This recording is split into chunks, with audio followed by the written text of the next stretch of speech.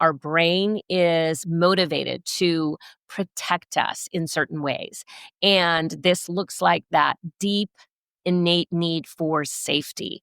So that can be emotional safety, mental, physical safety, spiritual safety. And then, of course, the other parts of Maslow's hierarchy of needs: love and belonging, self esteem, and self actualization. So, really, these motivational pillars are going to come under the kind of the safety and love and belonging. So, what are these four pillars? So, as we consider these four pillars, again, I want you to look through the lens of motivation. So, we are motivated to avoid pain, we are motivated to seek pleasure. Our brain is always operating under a conserve energy motivation, what will take the least amount of energy. And we're going to spend a moment talking about where habit formation is really connected to this pillar. And then the fourth pillar is our brain wants to prove itself right. And this is very motivating to us. Our brain is a meaning making prediction machine. We gather evidence from the past and we want to create certainty. So these four pillars: avoid pain, seek pleasure, conserve energy, and prove itself right, are always underlying any human motivation. And so today I want to unpack a little bit how this shows up when we are making a change around alcohol. Welcome to the Sober Edge podcast, inspiration for alcohol-free living. I'm your host, Terry Patterson, functional nutritionist and This Naked Mind senior coach. The Sober Edge is a place to explore the infinite possibilities on the other side of drinking. In a culture soaked in booze, discover the wonder and joy of taking a different path. Meet real people living lives of purpose and passion, learn the truth behind the alcohol myths, and get ready to be motivated, inspired, and astounded by what is possible with the Sober Edge. Well, hey, it's Terry back with another edition of the Sober Edge podcast, and welcome to my new schedule where I will be recording 2 new podcast episodes every month here on the Sober Edge podcast and 2 or more episodes on the Alcohol-Free Lifestyle podcast. So 2 places you can catch up with me. All right, well, today I want to talk to you about emotions, motivation, and alcohol. So most of us don't realize that our emotions and our brain connection to how we are motivated, what motivates us to show up in the world and to make changes. We don't always talk about how connected they are to creating the lifestyle we are seeking when it comes to changing our relationship with alcohol. And so I recently completed my affective liminal psychology training certification with Annie Grace through This Naked Mind Institute. And she shares about the 4 pillars of human motivation.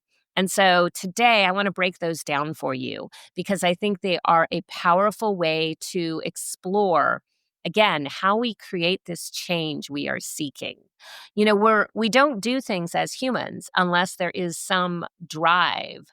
This is our instinct. This is the way that we are wired. This is the way our survival brain works, the way that our prefrontal cortex hijacks our emotions and creates this, push me, pull me when it comes to making lasting change. So today I want to talk to you about these 4 pillars of motivation. And first of all, it's important to understand that some of this is related to Maslow's hierarchy of needs. We are always going to be using emotions and motivation to create safety. Our brain is wired for safety first. And when we look at Maslow's hierarchy of needs, we know that those physiological needs are innate. We need to be able to procure food, shelter, water, breathing, just the basic functions of our humanity in order to show up in the world. So those physiological needs must be met. And a lot of these motivational uh, pillars that we're going to talk about are revolved around safety. So, again, our brain is motivated to protect us in certain ways. And this looks like that deep, innate need for safety. So, that can be emotional safety, mental, physical safety, spiritual safety. And then, of course, the other parts of Maslow's hierarchy of needs: love and belonging, self esteem, and self actualization. So, really, these motivational pillars are going to come under the kind of the safety and love and belonging. So, what are these four pillars? So, as we consider these four pillars, again, I want you to look through the lens of motivation. So, we are motivated to avoid pain, we are motivated to seek pleasure. Our brain is always operating under a conserve energy motivation, what will take the least amount of energy. And we're going to spend a moment talking about where habit formation is really connected to this pillar. And then the fourth pillar is our brain wants to prove itself right. And this is very motivating to us. Our brain is a meaning making prediction machine. We gather evidence from the past and we want to create certainty. So these four pillars: avoid pain, seek pleasure, conserve energy, and prove itself right, are always underlying any human motivation. And so today, I want to unpack a little bit how this shows up when we are making a change around alcohol. So the first one, avoid pain. So we understand that our instinct is to avoid discomfort, harm, or pain. So this could be physical pain as well as emotional pain, such as rejection or failure. And this is related to our body's survival mechanism. It helps protect us from harmful situations. It keeps us focused on survival, which is part of how we have evolved as a species for millennia. So, the mechanism of pain avoidance is in the amygdala. So, this is where it's tied to the emotions, right? The processing of emotions, particularly associated with the fear response. So, we want to avoid pain out of this place of fear. And when it comes to unpacking our relationship with alcohol, it's really powerful to consider the places where avoiding pain can serve us on this journey and can hinder our journey. So let's talk about this for a minute. We think about avoiding pain perhaps as like, oh, I'm going to give up alcohol because the pain of daily hangovers or, the discomfort of being in a fractured relationship with my partner because they're upset about my drinking, or some of the chaos perhaps that I've created around drinking. So, this can be a highly motivated place of avoiding pain. And it's really powerful to use this to kind of push on that pain button. We may think that, well, what we're selling here is this amazing, beautiful, creative, free life. But when we understand that part of how we get here is paying attention to the motivation of avoiding pain, it can be powerfully motivating to push on those pain points a little bit. Where are you, going to be avoiding pain when you do the hard work of changing your relationship with alcohol? What is available to you? What is motivating about that? Lean into that. Make a list, in fact, of all the ways that alcohol is creating pain, discomfort, in your life: emotional pain, physical pain, spiritual, uh, and, all of the ways, mental pain, anguish. And then also, I want you to notice where you are avoiding pain by not changing your relationship with alcohol. This is the yin and yang of these motivating human pillars, right? Is that there's both the push me and pull me.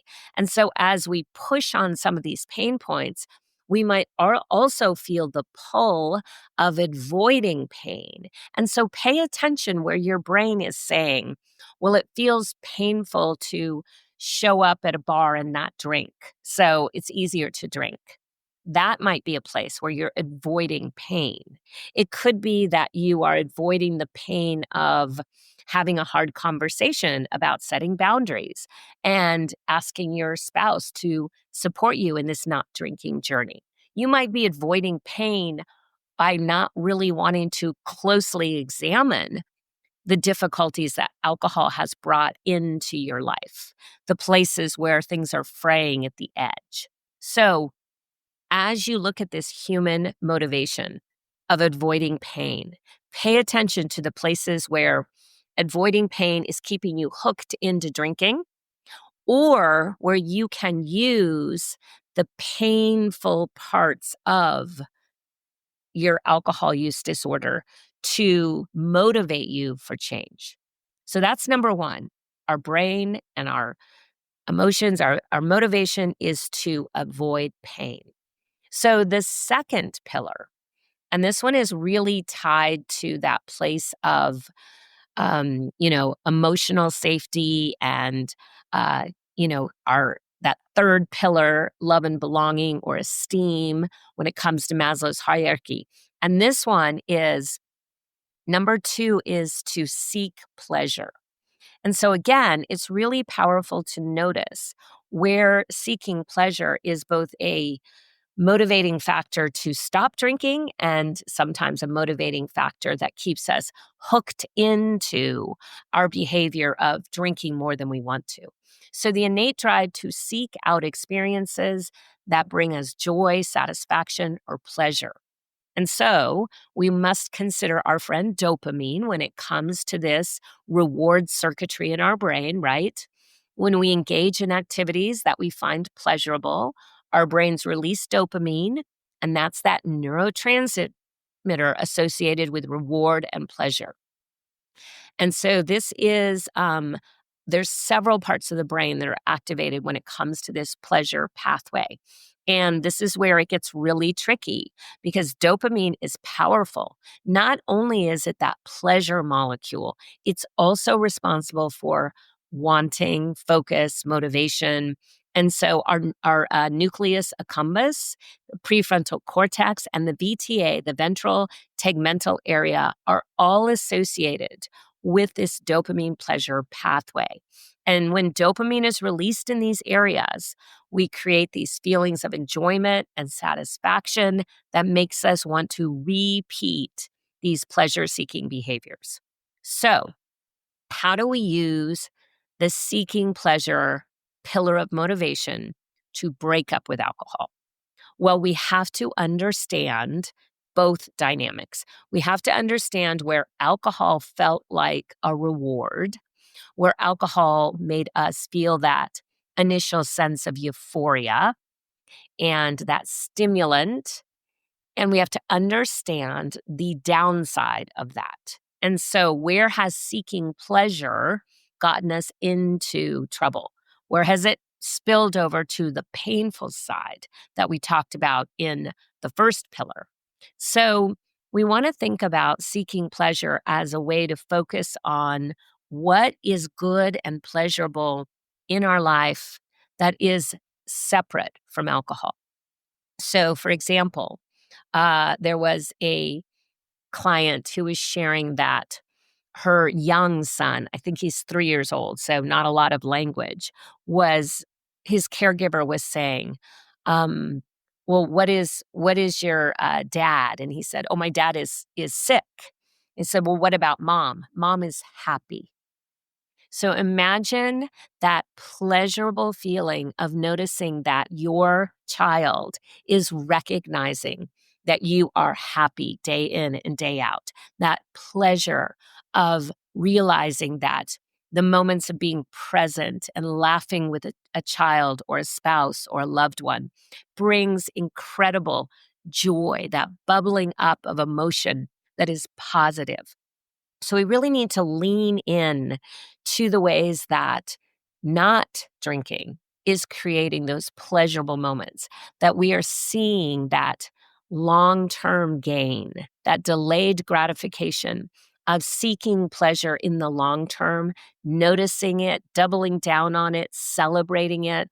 All of these are ways that we can shift that seeking pleasure motivation away from the temporary euphoric feeling of a drug, such as alcohol, compared to that delayed gratification and that beautiful sense of building satisfaction, enjoyment, and creating this new dynamic. So, when it comes to seeking pleasure, we have to remind ourselves all of the pleasurable things that we're building in this alcohol free life. And because our brain is, wired for negativity, we want to pay attention that we are doubling down on these beautiful, pleasurable activities and emotions and sensations when they happen. So, allowing yourself to celebrate, to focus on what's going right, to keep that gratitude journal. All of these are ways that we can build on that second primary emotion and motivation of seeking pleasure. Number three is an interesting one. So, number three is about conserving energy.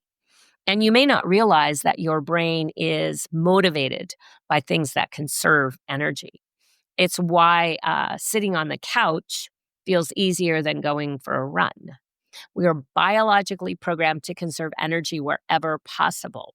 And this was wired into us from a conserving energy standpoint that was part of evolution. So it allowed our ancestors to survive in environments where food was scarce and physical exertion was often necessary for survival. So this is part of why we see things like our dopamine receptors are turned down, our melatonin receptors, the neurotransmitter and hormone that's helpful for us to fall asleep, is dialed down when we're using alcohol because we're conserving energy. Our brain says, I don't need to create as much natural dopamine or as much natural melatonin because alcohol is filling that void. And so our brain is always going to be seeking to conserve energy. So the brain is an energy intensive organ using up to 20% of the body's total energy, and it has evolved strategies to conserve energy. So this is why familiar routines, automatic behaviors which require less cognitive effort are more engaging for the brain. So, how does this play into our role when it comes to breaking up with alcohol or changing our relationship? Well, we have to understand that we are wired to do the same thing again and again, create habits. This is why it's so tricky for our brain to come up with a new routine at 5 p.m. versus just reaching for the drink. Our brain has been used to automatically going into kind of that default mode where we don't need to expend a lot of energy. And suddenly we're asking ourselves to use a lot of brain power to focus on changing our routine, doing something different. And our brain rebels. So when we think about conserving energy, we want to make our new alcohol free routines as easy as possible, as habitual as possible, as automatic as possible, because our brain will love that. When it becomes super easy to just reach for your running shoes versus the bottle of wine, your brain is going to hum with happiness. It's going to be so happy. So we've got to pay attention to the fact that our brain is doing these automatic things because it doesn't require energy. And initially, as we think about motivation and momentum, we've got to get motivated to create these new routines and then get into momentum. The momentum will carry us over some of that energy production. Once your brain is in the rhythm of the new habit, the new routine, it's going to enjoy the fact that your new routine is now conserving energy.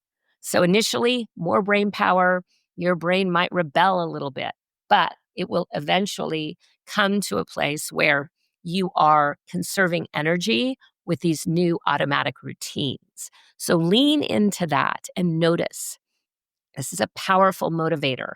And we want to work toward using this conservation of energy so that we are not working against our natural inclination and our natural brain power, right? So those are the first three. And we are going to move on to the fourth one, which is prove itself right. So this one is very fascinating. Our brain is a prediction making machine, a meaning making machine, and it wants to prove itself right. So when it comes to our relationship with alcohol, we have to get evidence because we are going to continue to do the same things we've always done as long as we allow our brain to be in charge of proving itself right. So, for example, limiting beliefs, stories that aren't true can really sabotage our alcohol free journey if we don't pay attention. So, Seth Godin said, "We believe something is safe not because it is safe, but because it is familiar. We believe something is dangerous not because it is dangerous, but because it is unfamiliar." So just simply knowing that our brain is going to be a little cranky when it comes to adapting new routines, trying new things, and there's going to be some initial resistance. Like, what if you go to the party and it's not a big deal that you're not drinking? No one really even asks you about it. There's plenty of alcohol free options. That may be true, but your brain initially is probably going to say, well, you know, you're going to go to the party and everybody's going to be drinking because it wants to prove itself right. That's what it's been focusing on, all the people who are drinking. So we have to shift our focus and we have to understand how powerful it is when we can boss our brain around. So, confirmation bias can lead us to ignore or dismiss information that contradicts our perceived notion. So, any existing belief or preserving our current worldview is attractive to our brain. And this, while it can be a survival mechanism, it can really derail our ability to shift our thinking when it comes to something like our relationship with alcohol. So, this bias can limit our ability to learn and grow, and it can prevent us from considering new perspectives or challenging these assumptions. So, we have to start to boss our brain around by understanding that it wants to prove itself right. And so, we have to employ curiosity, open mindedness, asking open ended questions, talking back to our brain when it automatically assumes this is going to be challenging, hard, difficult. And it's okay. You will come through this by just simply reminding your brain, like, I'm going to prove it right by finding all the good things. So, for example, we can use our very powerful prefrontal cortex to find the things that prove a new point of view correct. Like, for example, when instead of going to the party and assuming that it's going to be like running the gauntlet, it's going to be challenging, people are going to question you're not drinking. Instead, you can tell your brain, I'm going to prove myself right, that there will be at least 5 people not drinking alcohol tonight. Now your brain is on a mission to prove itself right. So set yourself up for success by understanding this really powerful motivation of proving itself right. And then give your brain good things to prove right. Challenge those old stories by putting a hypothesis in place and asking your brain to prove itself right. I think you'll find it can be very fascinating. And so all of these things together can be such a beautiful way to create this motivation and momentum. So, last, I just want to share that a couple things about motivation. So, motivation is a feeling, and momentum is an action. Motivation answers the why, and momentum answers the how. Motivation is fleeting and momentum is always available. So motivation helps us get started and momentum helps us continue. So when we think about this very powerful 4 pillars of human motivation, We want to use them to get into momentum, and then we can keep proving our brain right. We can keep seeking pleasure. We can keep avoiding pain, and we can conserve energy while doing it. And your brain will get on board. All right. Well, I hope that motivates you to get into this powerful place of momentum and boss your brain around. I'll see you next time.